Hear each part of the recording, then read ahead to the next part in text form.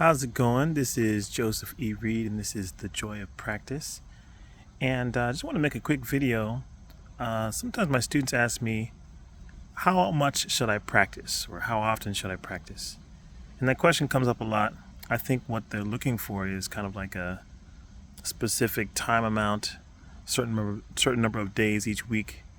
Like, hey, you need to practice for 32 minutes, 4 days a week, or whatever.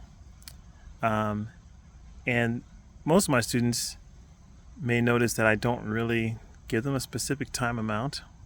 I mean, I sometimes tell them what I have done in the past, like the 10 minutes a day practice that I experimented with for a while. But really, the answer I prefer to give is it depends.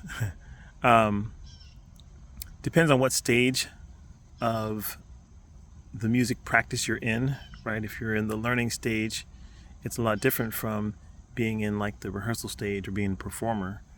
Um, but a couple things will stand true. You need to have a regular practice, repetition is important for reinforcing things. Um, and those superpowers, those mindsets for practice will come into play every time that you are working on your music. So you should always have a laser focus. You should have, you know, mindfully prepare for what you're going to be doing, and envision yourself doing those things with supervision. And when you practice, it's great to start off with a easy routine that'll give you a quick win. Just get started. And of course, while you're practicing, give it your all. Really be fully engaged with incredible energy. And at the end of your practice, it's really good to take some time to clearly reflect on what you did. But I want to give a kind of example. This is really alive in me right now. We have a new baby. He was born just a little while ago. Very cute new boy. So yes, thank you. But what I'm noticing is like he's learning new things all the time, and so he's definitely in the learning phase of life. And so, if we ask, hey, how often should he eat? Because that's one of the things he's kind of learning to do. Because in the womb, he didn't have to eat. He just got all his nutrients through the umbilical cord. So how often should he eat? Practice eating. So sometimes he eats every 2 hours, sometimes every 3 hours. Sometimes he eats for longer, sometimes he eats for shorter amount of time. But it's important that he does eat every single day. He's not going to be taking some fasts, No, that would not be good. So especially in the early phases of learning something new, lots of repetition is really helpful. And then as he progresses, he'll start learning new things, learning how to crawl, learning how to walk, learning how to talk. And really, there's no time limit that's put onto these things. I mean, you probably don't practice while you're sleeping, but you may be dreaming about it, But it's still something that you'll work at a lot during your learning phase.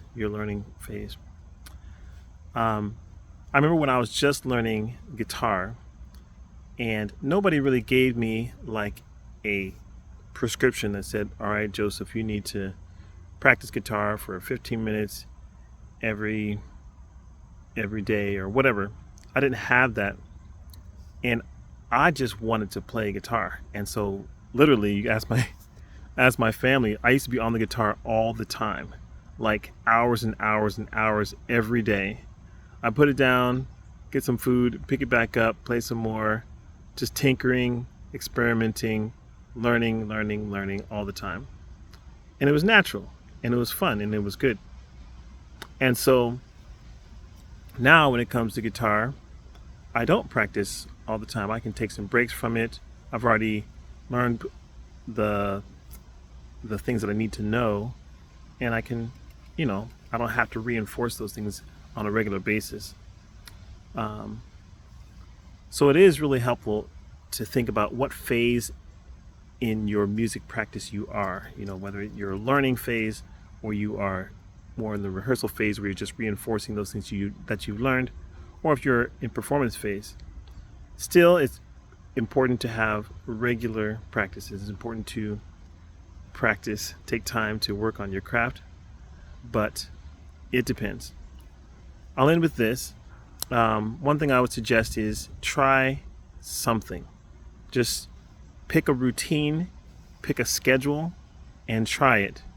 And really utilize that clear reflection part of your practice to give yourself some good feedback and say, this seemed like a really long practice. This seemed like a really short practice. I think I can do more. And start to gauge from that. After a while, you'll be able to get into a rhythm that works best for you, and that'll probably help you out. There's lots of great resources out there that suggest certain schedules of practice, 10 minutes a day, or even some that are really specific, like work on these scales for 5 minutes and then work on this for 10 minutes and whatever. Look for something, try it. If it works, that's good. If not, tweak it. And now that you have the framework for understanding your practice, you can pick it apart and figure out what needs to be changed, what needs to be tweaked, and the amount of time and the frequency may be one of those things. Once again, this is Joseph Reed, The Joy of Practice, and I hope this helps you.